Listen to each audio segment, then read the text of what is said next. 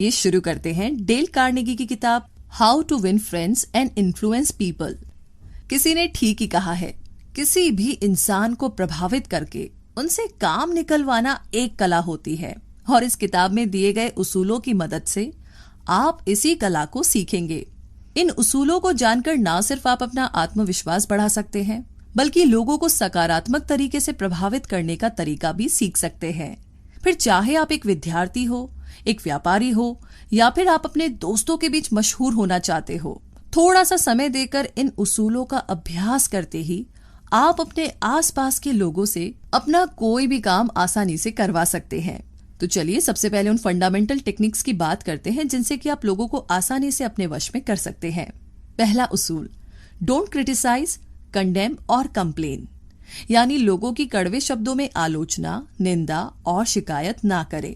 पहला उसूल हमसे ये कहता है कि किसी भी व्यक्ति की आलोचना या निंदा करने से पहले हम उस व्यक्ति को समझने की कोशिश करें कि वो व्यक्ति इस तरीके से बर्ताव क्यों करता है और इसके पीछे की वजह क्या है। सच मानिए, ये आलोचना और निंदा करने से ज्यादा फायदेमंद होगा, क्योंकि ऐसा करने से उस व्यक्ति के साथ साथ हम में भी सहनशील होने के भाव जागृत होते हैं। इस उसूल को खुद महान अब्राहम लिंकन ने भी अपनाया था। एक बार उन्होंने अपना अनुभव बांटते हुए कहा कि मैं पहले अपने विरोधियों की आम रूप से खूब आलोचना किया करता था, लेकिन एक बार एक विरोधी ने उनकी आलोचना से परेशान होकर उन्हें तलवार से मारने की धमकी दे डाली, जिसके बाद से ही अब्राहम लिंकन डर गए और उन्होंने किसी की भी सीधे तौर पर आलोचना करना छोड़ दिया। इतना ही नहीं, लिंकन खुद ये बात बताते हैं कि वो दूसरों को भी यही सलाह देने लगे कि सीधे तौर पर आलोचना करना नुकसानदायक हो सकता है, इसीलिए हमेशा हमें सही ढंग से पेश आना चाहिए। दूसरा उसूल, give honest and sincere appreciation, यानी पूरी ईमानदारी और अच्छी नीयत के साथ सामने वाले की प्रशंसा करें। ये एक ऐसा भी तरीका है जिसमें कि हम किसी भी इंसान से कुछ भी करवा सकते हैं। और दूसरा उसूल यही सिखाता है कि किस तरीके से हम ऐसा करने में कामयाब हो सकते हैं। अगर हम तहे दिल से और पूरी ईमानदारी के साथ किसी व्यक्ति की प्रशंसा करते हैं तो इसकी छाप उस व्यक्ति के दिलो दिमाग से जिंदगी भर नहीं छूटती। वो हमेशा आपकी इस प्रशंसा को संजोए रखता है और ऐसे में यह लाजमी हो जाता है कि वो आपकी कही हुई बात को माने और आपको पसंद करे। उदाहरण के लिए, एक कंस्ट्रक्शन साइट के मैनेजर को बहुत बड़ी दिक्कत का सामना तब करना पड़ा जब मजदूर उनके सामने तो उनकी बात मानकर सेफ्टी हेड गियर यानी कि हेलमेट पहन लेते थे, लेकिन उनके जाते ही वो उस हेलमेट को निकाल देते। तो ऐसे में उस मैनेजर ने एक अलग ही तरीका अपनाया। उन्होंने इस बार बड़े ही प्यार से मजदूरों से कहा कि क्या उन्हें ये हेलमेट अच्छे नहीं लग रहे हैं या फिर इनकी फिटिंग खराब है। अगर ऐसा नहीं है तो उन्हें ये हेलमेट्स पहनने चाहिए, क्योंकि ये उनकी सुरक्षा के लिए ही तो बने हैं। वो नहीं चाहते कि उनके कीमती मजदूरों को चोट लगे। बस ये सुनते ही मजदूरों ने उस वक्त से ही हेलमेट रोजाना पहनना शुरू कर दिया और उस मैनेजर का ये तरीका काम आया। तीसरा उसूल, किसी अन्य व्यक्ति के मन में उत्सुकता जागरूक करना, यानी लोगों को सकारात्मक रूप से प्रेरित या प्रोत्साहित करना। इसका बड़ा साधारण सा उदाहरण है, जब आपके पास एक बहुत ही जबरदस्त आइडिया है तो लोगों को ये कभी ना सोचने दे कि वो आइडिया आपका है, बल्कि उसको बड़ी ही समझदारी से लोगों के दिमाग में घोल दीजिए ताकि उनको लगे कि ये आइडिया सिर्फ आपका ही नहीं बल्कि उनका भी है। तो ऐसा करने से लोग इसे अपनी योजना समझकर और भी ज्यादा मददगार साबित होंगे। इस मनोवैज्ञानिक सोच का हम बड़ी आसानी से अपनी प्रोफेशनल जिंदगी में इस्तेमाल कर सकते हैं। लेखक डेल कार्नेगी अपना ही एक अनुभव बांटते हुए बताते हैं, एक बार Brooklyn institute of arts and science में वो विद्यार्थियों के लिए बड़े ही सफल लेखकों को गेस्ट लेक्चर के लिए बुलाना चाहते थे, पर समस्या ये थी कि सभी लेखक बहुत व्यस्त थे। इसीलिए डेल ने लगभग 150 विद्यार्थियों के साथ मिलकर एक खत लिखा और इन लेखकों को भेज दिया। अब इस खत को पढ़ते ही ये सभी व्यस्त लेखक अपने अपने देश को छोड़कर ब्रुकलिन में भाषण देने के लिए पहुंच गए थे। तो सवाल यह है कि आखिर उस खत में ऐसा क्या लिखा था? तो बात ऐसी है कि दरअसल डेल ने इसी उसूल का फायदा उठाया। उस खत पर सभी 150 विद्यार्थियों ने दस्तखत किए थे और उन लेखकों से विनती की कि अगर उनके जैसा महान लेखक अपना समय निकालकर उन्हें सिखाएंगे तो ये उन विद्यार्थियों के लिए बड़े गर्व की बात होगी। भाई, ऐसा खत पढ़कर तो कोई भी पिघल जाए। तो ये थी अपने आसपास के लोगों को वश में करने की कुछ तरकीबें। अब हम भी उम्मीद करते हैं कि आप भी लोगों से डील करने वाली अपनी सोशल स्किल को मजबूत बना लेंगे। वैसे ये बात तो आप भी मानेंगे कि कोई भी इंसान उस व्यक्ति का ही काम करता है या उस व्यक्ति की ही बात मानता है जिसे वो पसंद करता हो। तो फिर चलिए आप भी सुन लीजिए उन टेक्निक्स के बारे में जिसकी मदद से लोग आपको पसंद करने लगेंगे। पहला उसूल, become genuinely interested in other people, यानी सही मायनों में लोगों में अपनी दिलचस्पी दिखाना। अगर आप चाहते हैं कि लोग आपको पसंद करें और अगर आप सच्ची दोस्ती कायम करना चाहते हैं तो इस उसूल को हमेशा ध्यान में रखिए। अगर हम किसी के सच्चे दोस्त बनना चाहते हैं तो हमें पूरी लगन से उनके लिए अपने वक्त के साथ साथ अपना मन भी इन्वेस्ट करना होगा। जी हाँ, और अपने स्वार्थ को परे रखना होगा, जिसका एक बहुत ही सही उदाहरण ये है कि जब हम किसी के साथ दोस्ती की शुरुआत करते हैं और अगर इसी शुरुआती समय में उसी की मातृभाषा में बात करते हैं तो वो व्यक्ति हमें ज्यादा पसंद करता है। अब इससे हमारा मतलब ये बिल्कुल भी नहीं है कि आप लोगों की हाँ में हाँ मिलाए। उदाहरण के लिए किसी भी सफल बिजनेस इंटरव्यू का राज आखिर क्या हो सकता है, सोचिए। एक्चुअली हार्वर्ड के भूतपूर्व प्रेसिडेंट डब्ल्यू एलियट के अनुसार सफल बिजनेस इंटरव्यू के पीछे कोई बड़ा राज नहीं है। बस यहाँ आपको एक ही चीज करनी होती है और वो है सामने वाले इंसान को काफी बारीकी से सुनना, उनमें बड़ी दिलचस्पी दिखाना, क्योंकि आप अगर उन्हें अहमियत देते हो तो वो भी आपको जबरदस्त रिस्पॉन्स देने लगते हैं। दूसरा उसूल, याद रखिए किसी भी व्यक्ति के लिए उसका नाम सबसे महत्वपूर्ण होता है, चाहे वो किसी भी भाषा में लिया जाए। हर इंसान के लिए उसका अपना नाम सबसे ज्यादा जरूरी होता है, वरना ऐसे ही थोड़ी ना हर कोई अपना नाम रोशन करना चाहता है। प्रसिद्ध लेखक शेक्सपियर ने बखूबी कहा है, व्हाट्स इन अ नेम, यानी नाम में क्या रखा है। लेकिन साहब शायद ये बात भूल गए कि हर इंसान के लिए सबसे ज्यादा जरूरी होता है उसका नाम, क्योंकि नाम की ही वजह से हम एक दूसरे से अलग है। नाम हर इंसान की पहचान होती है और अगर हम किसी इंसान को उसके नाम से बुलाए तो ये ज्यादा कारगर साबित होता है। और ये उसूल आप अपने से नीचे तबके के साथ आजमा कर देख सकते हैं, जैसे कि ड्राइवर, वेटर या चपरासी। अपना नाम सुनना हर किसी को पसंद होता है। तीसरा उसूल, दूसरे इंसान की रुचि की बातें करें। हम अगर किसी के साथ ज्यादा देर तक बिना बोर किए बातें करना चाहते हैं तो ये उसूल हमें याद रखना होगा कि हमें उस इंसान की रुचि की बातें करनी चाहिए। इससे आप दोनों की बातें और भी ज्यादा मजेदार हो जाएगी और काफी देर तक चलेगी। जैसे हम अगर किसी इंसान से पहली बार मिलते हैं और सिर्फ अपने बारे में ही बातें करते जाते हैं तो इससे उस इंसान की रुचि धीरे धीरे कम होती हुई नजर आएगी। लेकिन अगर हम उस इंसान के साथ उसकी रुचि की बातें करते हैं तो आपके साथ साथ उस इंसान को भी आपसे बातें करने में मजा आएगा। अब जैसे कि विलियम लियोन, जो कि एक साहित्य के प्रोफेसर हैं, बताते हैं कि जब वो 10 साल के थे तो वो अपनी आंटी के यहाँ पर सप्ताहांत बिताया करते थे। एक शाम एक मध्य उम्र के व्यक्ति उनकी आंटी से मिलने पहुंचे और कुछ समय उनकी आंटी के साथ बिताने के बाद उन्होंने अपना सारा ध्यान नन्हे विलियम पर लगाया। उस वक्त उन्हें बोट्स में काफी दिलचस्पी थी, इसीलिए वो अतिथि भी उनसे बोट्स के ही बारे में बातें करने लगे। उन्हें उस आदमी से बातें करने में काफी मजा आ रहा था और जैसे ही वो वहां से चले गए तो नन्हे विलियम ने उनकी तारीफ अपनी आंटी से शुरू कर दी। लेकिन वो तब चौंक गए जब उनकी आंटी ने उन्हें ये बताया कि वो आदमी तो न्यूयॉर्क में एक वकील थे और उन्हें दरअसल बोट्स में कोई भी रुचि नहीं थी। वो तो सिर्फ तुमसे बातें करना चाह रहे थे और तुम्हारी बातें वो इसलिए इतनी दिलचस्पी से सुन रहे थे क्योंकि वो एक बहुत ही भले आदमी थे। चौथा उसूल, लोगों को अहमियत दीजिए और उन्हें महसूस कराइए कि वो खास है। जैसा कि हमने तीसरे उसूल में बताया कि दूसरे इंसान की रुचि जागृत करना बहुत जरूरी होता है और यह मुमकिन हो पाता है उस इंसान की रुचि के बारे में बातें करने से। और अब इस उसूल से हमें ये पता चलता है कि उस इंसान को खास साबित करना भी उतना ही जरूरी है। ये बहुत जरूरी है कि हमारी बातों से दूसरे इंसान को ये लगने लगे कि वो हमारे लिए बहुत मायने रखता है। इससे आपके और उस इंसान के बीच के रिश्ते और भी गहरे होते चले जाएंगे। ये उसूल आपको इस छोटी सी कहानी से साफ समझ में आ जाएगा। एक दिन डेविड अपने कुछ शराबी दोस्तों को देर रात एक पार्टी के बाद सुरक्षित अपनी कार में घर पहुंचा रहे थे। लेकिन तभी साइन बोर्ड देखने के बावजूद डेविड ने जानबूझकर गलत मोड़ ले लिया और तभी उन्हें ट्रैफिक पुलिस ऑफिसर ने रोक लिया। उन्होंने डेविड से पूछा, क्या तुम जानते हो मैंने तुम्हें क्यों रोका है? अब अगर इस स्थिति में डेविड बाकी लोगों की तरह ट्रैफिक पुलिस को एक रूखा जवाब देते तो वो फंस जाते। लेकिन डेविड ने बड़ी ही समझदारी और ईमानदारी से अपनी गलती मानी और साथ ही साथ ये भी कह दिया कि मुझे माफ कर दीजिए सर, मैं जानता हूँ कि मैंने गलती की है और साइन बोर्ड देखने के बावजूद मैंने गलत मोड़ लिया। जो भी जुर्माना है मैं भरने के लिए तैयार हूँ। अपना फर्ज निभाने के लिए आपका बहुत शुक्रिया। देश को आप जैसे पुलिस ऑफिसर्स की ही जरूरत है। अब ये सुनते ही मानो पुलिस ऑफिसर के कानों में डेविड ने शहद घोल दिया हो। उन्होंने ना सिर्फ डेविड को माफ किया बल्कि उनका लाइसेंस लौटा करके शराबी दोस्तों को सही सलामत घर पहुंचाने की जिम्मेदारी पर शाबाशी भी दी और वहां से बिना जुर्माने के ही उन्हें जाने दिया। भाई वाह डेविड।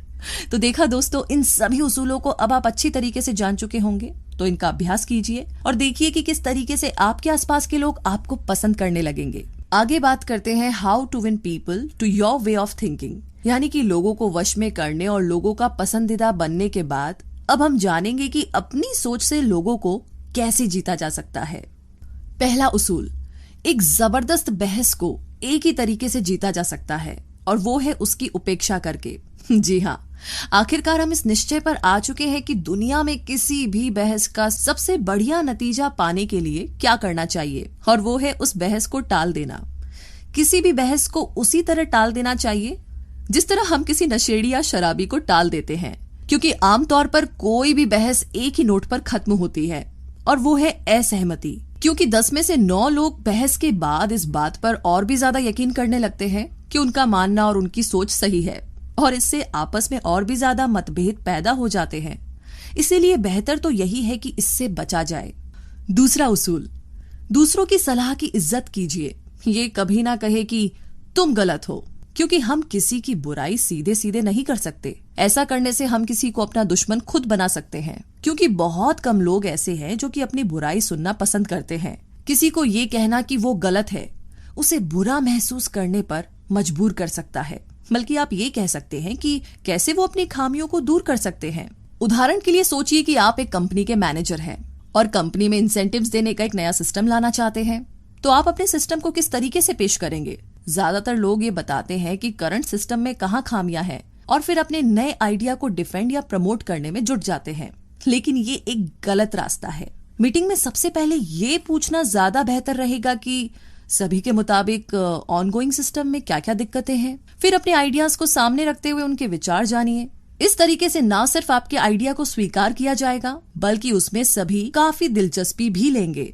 तीसरा उसूल, अगर आप गलत है तो तुरंत ही अपनी गलती को मानकर माफी मांग लेना आपके लिए फायदेमंद रहेगा। जब हम किसी बात में सही होते हैं तो हमारे अंदर एक अलग ही आत्मविश्वास होता है, जो हमारी बातों में और हमारे स्वभाव में साफ साफ देखा जा सकता है। लेकिन जब हम किसी बात में गलत होते हैं तो हमारा आत्मविश्वास गिर जाता है और साथ ही हम अपना बचाव करने की भी कोशिश करते हैं।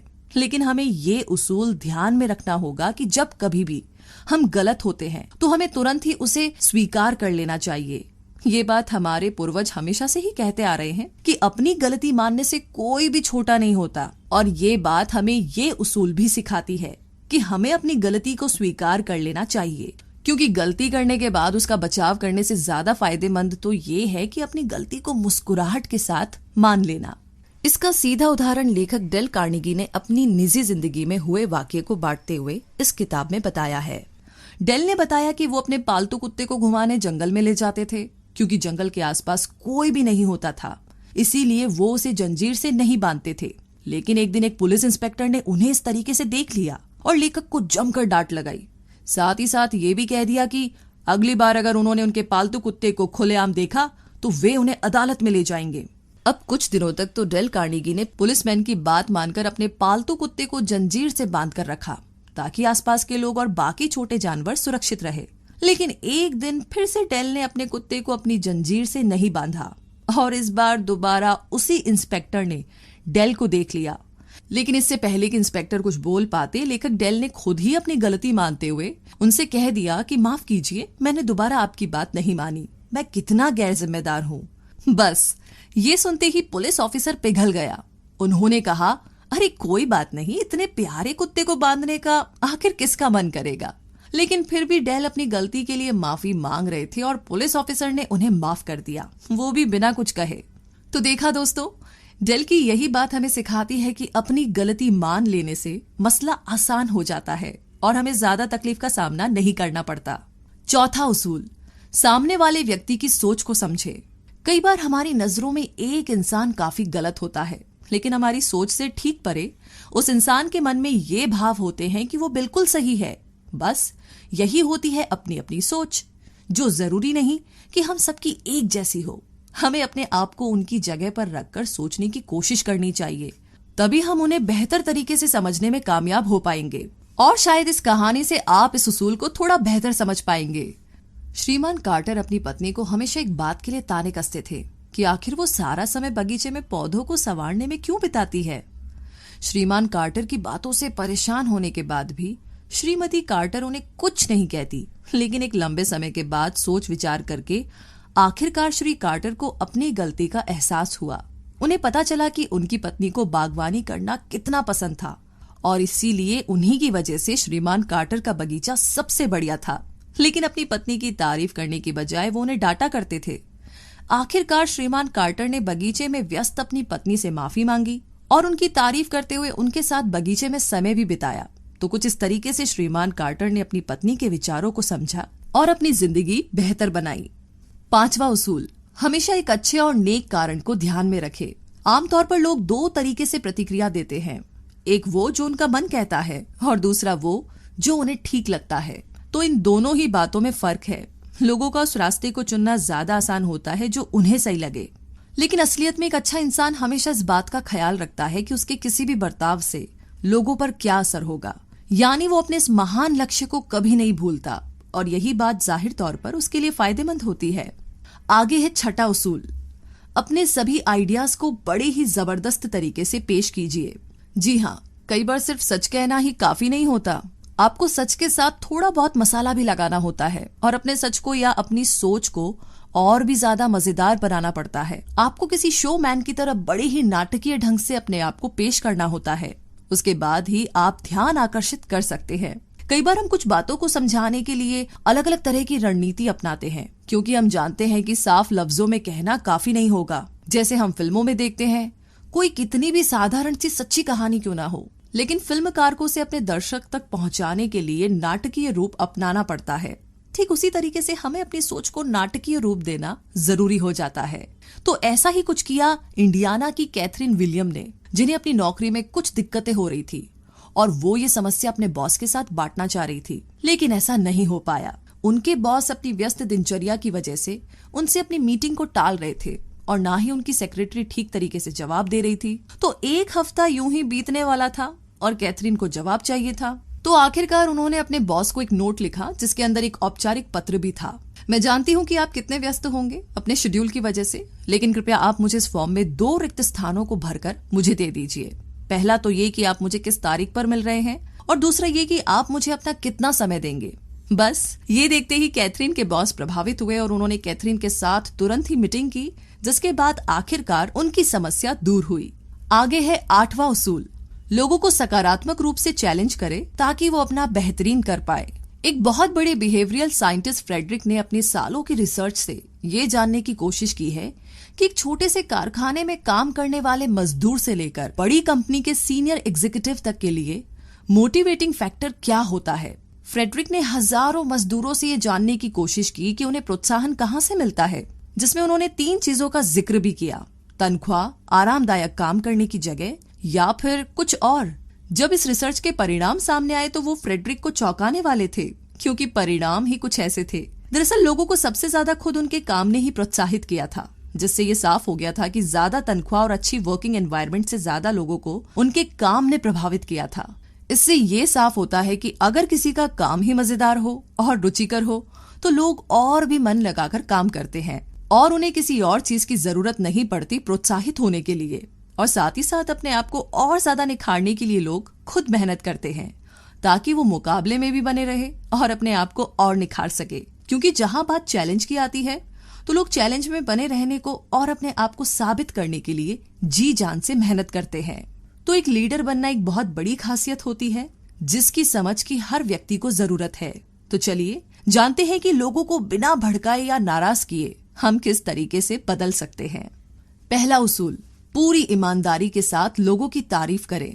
तारीफ और प्रशंसा के साथ अगर हम अपने दिन की शुरुआत करते हैं तो इससे हम किसी भी इंसान के बर्ताव में अलग ही चमक देखते हैं। जैसे कि हम अपने ऑफिस में सुबह सुबह जाते हैं और अपने सहकर्मियों से मिलते हैं, और अगर उनके साथ बड़ी ही गर्मजोशी के साथ मिलते हैं तो फिर दिन भर आपके साथ साथ उनका मूड भी ठीक बना रहता है। अगर हम किसी की तारीफ में कुछ बातें करते हैं तो ये बात काफी लंबे अरसे तक याद रहती है और इससे आपके और उस इंसान के रिश्ते को और भी ज्यादा मजबूती मिलती है। उदाहरण के तौर पर अगर आप किसी से पहली बार मिल रहे हैं तो आपको ये नहीं पता कि उनसे बात कैसे करें या किस विषय में करें, तो सबसे पहले तो आपको उस इंसान को ध्यान से देखने के बाद उनकी किसी खास चीज या काम की तारीफ करनी चाहिए। ऐसा करने से वो इंसान ना सिर्फ आपके साथ सहज महसूस करने लगता है बल्कि आपको पसंद भी करता है। यानी एक तीर से दो निशाने। दूसरा उसूल, गलतियां सबसे होती है, आप उनकी गलतियां बताओ लेकिन अप्रत्यक्ष रूप से, जिससे कि उन्हें बुरा ना लगे। मुश्किलें तब बढ़ जाती है जब हमें किसी को उनकी खामियां बतानी हो या फिर जब हमें किसी की आलोचना करनी हो। तो इस उसूल से हम ये सीखते हैं कि जब कभी हमें ऐसा करना होता है तो ये बात हमेशा याद रखिए कि किसी भी इंसान की आलोचना करने से पहले उनकी तारीफ करना जरूरी है। उस इंसान को पहले ये बताइए कि उसकी खूबियां क्या है, तो ऐसा करने से वो इंसान कम बुरा मानता है। अगर हम किसी की बुराई या उसकी खामियां सीधे सीधे बताते हैं तो ऐसे में उसका बुरा मानने की संभावना बढ़ जाती है। मसलन जॉन अपनी स्टील की कंपनीज में से एक के पास से गुजर रहे थे और तभी उन्होंने वहां पर कुछ मजदूरों को नो स्मोकिंग बोर्ड के ठीक नीचे धूम्रपान करते हुए देखा। लेकिन जॉन ने उन्हें सीधे सीधे डांटने के बजाय उन मजदूरों को एक एक सिगार पकड़ा दी और कहा, मुझे अच्छा लगेगा कि अगर आप सब ये सिगार पिए, लेकिन बाहर जाकर। उन मजदूरों को समझ आ गया था कि उनकी गलती क्या थी। भाई, ऐसे इंसान को आखिर कौन नहीं पसंद करेगा। तो आगे है तीसरा उसूल, सीधे सीधे आदेश देने से बेहतर है कि सवाल पूछे जाए। अगर वाकई में हम चाहते हैं कि अपनी एक अलग पहचान बनाएं और लोगों के बीच अपने आप को भीड़ में सबसे अलग दिखाना चाहें, तो ये उसूल बहुत ज्यादा मायने रखता है, क्योंकि इस उसूल की मदद से हम ये सीख सकते हैं कि किस तरीके से हम अपने आप को एक लीडर के तौर पर उभार सकते हैं। इसमें सबसे अहम बात यह है कि हम किसी को सीधे आदेश देने से बेहतर उनसे सवाल कर सकते हैं। जैसे कि इस उदाहरण में एक बार एक छोटी सी फैक्ट्री के मैनेजर को इस बात की चिंता सता रही थी कि वो और उनकी फैक्ट्री में काम करने वाले कर्मचारी वक्त पर अपने ग्राहक के ऑर्डर्स को पूरा कैसे करेंगे। तो ऐसे नाजुक वक्त पर उस मैनेजर ने अपने कर्मचारियों को ज्यादा मेहनत के साथ काम करने का आदेश देने की बजाय सभी कर्मचारियों को बुलाया और उनसे मीटिंग की और सभी से कुछ सवाल किए, जिसके बाद जो परिणाम सामने आया वो वाकई काबिले तारीफ था। मैनेजर ने कर्मचारियों से सवाल किया, हम इस ऑर्डर को किस तरीके से संभाल सकते हैं। इसके बाद मैनेजर ने कुछ और सवाल किए, जैसे कि क्या कोई कुछ सुझाव दे सकता है कि इस ऑर्डर को कैसे पूरा किया जा सकता है, क्या कोई तरीका है जिससे कि हम समय को मैनेज करके ऑर्डर को पूरा करें। तो अब एक के बाद एक सभी कर्मचारियों से अलग अलग तरह के सुझाव आने शुरू हो गए, जिससे काम को पूरा करने में काफी ज्यादा आसानी हुई।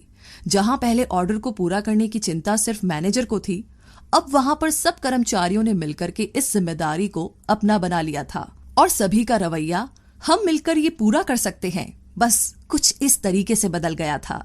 और हुआ भी कुछ ऐसा ही। ऑर्डर को समय पर पूरा कर लिया गया। तो अब इसमें समझने वाली बात ये है कि अगर मैनेजर ने शुरुआत में ही अपने कर्मचारियों को आदेश दिया होता कि काम को किसी भी हाल में समय पर पूरा करना है, तो शायद ऐसा कर पाना मुमकिन नहीं होता। लेकिन मैनेजर ने समझदारी दिखाते हुए अपने कर्मचारियों से मीटिंग करके कुछ सवाल किए और नतीजा सामने था। तो इस तरीके से आप भी इस उसूल को अपनाते हुए लीडर बनने की एक अहम खासियत को अपने अंदर पैदा कर सकते हैं। आगे है पांचवा उसूल, दूसरों का आत्मसम्मान बढ़ाना। अगर कोई इंसान कभी अपनी ही नजरों से गिर जाता है तो ये उस इंसान के लिए सबसे ज्यादा निराशाजनक होता है और इससे बाहर निकलने के लिए उस इंसान को काफी समय लगता है। किसी इंसान को छोटा महसूस कराना उस इंसान का आत्मविश्वास तहस नहस करने जैसा है, क्योंकि आखिर में किसी इंसान के लिए ये मायने नहीं रखता कि कौन उसके बारे में क्या सोचता है, बल्कि हर इंसान के लिए ये ज्यादा जरूरी है कि वो खुद अपने बारे में क्या सोचता है। मसलन एक 10 साल के बच्चे को गाने का शौक था, लेकिन उसके अध्यापक ने ये कहकर के उसे डीमोटिवेट किया कि उसे गाना नहीं गाना चाहिए क्योंकि उसकी आवाज भद्दी है। पर उस 10 साल के बच्चे की माँ हार नहीं मानती, वो उसे प्रोत्साहित करती है, उसकी हर कोशिश पर उसे शाबाशी देती है। ये वही बच्चा था जो कि एक दिन ओपेरा सिंगिंग का बादशाह कहलाया गया, जिसका नाम था एनरिको कारुसो। आगे है छठा उसूल, एक छोटा सा सुधार भी तारीफ का हकदार है। इस उसूल को असल जिंदगी में ढालने से आप किसी इंसान को सिर्फ सुधार ही नहीं सकते, बल्कि उस इंसान को पूरी तरीके से बदल सकते हैं, उस इंसान का पूरा कायाकल्प कर सकते हैं। और इसकी शुरुआत होती है एक बेहद ही छोटे से सुधार और उसकी सराहना से। अगर हम किसी इंसान की खूबियों को भांपकर उसकी सराहना करते हैं तो ये काफी हद तक उस इंसान के लिए और भी ज्यादा सुधार में मदद करता है। एक बात समझना बहुत जरूरी है कि आलोचना यानी कि क्रिटिसिज्म से ज्यादा लोग अपनी सराहना से प्रभावित होते हैं, क्योंकि उनमें वो विश्वास जगाता है कि वो वाकई में ऐसा कर सकते हैं। टॉमी नाम के स्कूल के सबसे शरारती विद्यार्थी को इस उसूल की मदद से 4th ग्रेड की अध्यापिका श्रीमती हॉपिस्कन ने सुधारा। कक्षा के पहले ही दिन श्रीमती हॉपिस्कन ने सभी बच्चों की तारीफ की और जैसी टॉमी की बारी आई, श्रीमती हॉपिस्कन ने टॉमी से कहा, टॉमी, तुम एक पैदाइशी लीडर हो और तुम ही इस कक्षा को सबसे अच्छी कक्षा बनाने में इस साल मेरी मदद करोगे। उस वक्त से ही टॉमी मानो बदल ही गया हो। हर सुधार के साथ वो एक बेहतर विद्यार्थी बनता जा रहा था, जिसका सारा श्रेय जाता है श्रीमती हॉपिस्कन को। 8वां उसूल, लोगों को प्रोत्साहित करें, उन्हें प्रेरित करें। अगर आप किसी से सीधा सीधा ये कहते हैं कि उनमें काम करने की क्षमता नहीं है और ना ही आपको उन पर भरोसा है, तो आप उस इंसान में कभी भी सुधार नहीं देखेंगे, क्योंकि आप खुद ऐसा कहकर के सारी संभावनाओं का गला घोट देंगे। लेकिन अगर उस इंसान को ये दर्शाते हैं कि आप उन पर पूरा भरोसा करते हैं और आपको ये विश्वास है कि वो अपने आप को सुधार भी सकते हैं, तो आप उस इंसान में गजब का बदलाव देखेंगे, क्योंकि वो इंसान पहले ये मानने पर मजबूर हो जाएगा कि वाकई में उसमें कुछ काबिलियत है, और दूसरा वो पूरी कोशिश में जुट जाएगा कि वो आपको निराश न करे। स्टोर के मालिक श्रीमान गोम्स ने ये बताया कि उनके स्टोर में एक ऐसा ही कर्मचारी था जो कभी भी प्राइस टैगिंग का काम ठीक से नहीं करता था, जिस वजह से काफी ज्यादा उलझन होती थी और ग्राहकों की शिकायतें भी काफी बढ़ जाती। जब बार बार बताने पर भी उस कर्मचारी पर कोई असर नहीं हुआ, तो एक दिन श्रीमान गोम्स ने उसे कैबिन में बुला करके पूरे स्टोर की प्राइस टैगिंग का सुपरवाइजर बना दिया। अब भले ही आपको बचकाना लगे, लेकिन उस कर्मचारी ने उसके बाद जबरदस्त सुधार दिखाया और अपनी जिम्मेदारियों को बखूबी निभाया भी। तो देखा ना आपने कि किस तरीके से किसी को प्रेरित करने का ये एक कारगर तरीका है, जिससे आपके भीतर लीडरशिप का गुण और भी ज्यादा निखर कर सामने आता है। ध्यान रहे, कोई भी व्यक्ति जब आपके कहे हुए काम को करे तो खुश होकर करे और पूरे मन से करे। अगर आपको किसी से कोई काम करवाना है तो आप अपने काम को पहले उसकी मर्जी से करवाएं और ध्यान रखिए कि उसे ये काम करने में खुशी हो। इस किताब के लेखक डेल कार्नेगी खुद इस बात को मानते हैं। एक बयान में उन्होंने कहा था कि इस बात में दो राय नहीं है कि इंसान सही अप्रोच और सही नीयत से अपने आसपास के लोगों को बड़ी ही आसानी से प्रभावित कर सकता है और ढेर सारे दोस्त भी बना सकता है, लेकिन किसी भी इंसान से उसकी मर्जी के खिलाफ अपना काम निकलवाना किसी भी अच्छे इंसान की पहचान बिल्कुल नहीं है। तो दोस्तों, ये मानना एक हद तक गलत होगा कि इन सभी उसूलों और अप्रोच को आजमाने के बाद आपको वही परिणाम मिलेगा जिसकी आप कामना करते हैं, क्योंकि आप ये कभी माप नहीं सकते कि कौन इंसान किस तरीके का बर्ताव करेगा, क्योंकि हर इंसान अपने आप में अलग है।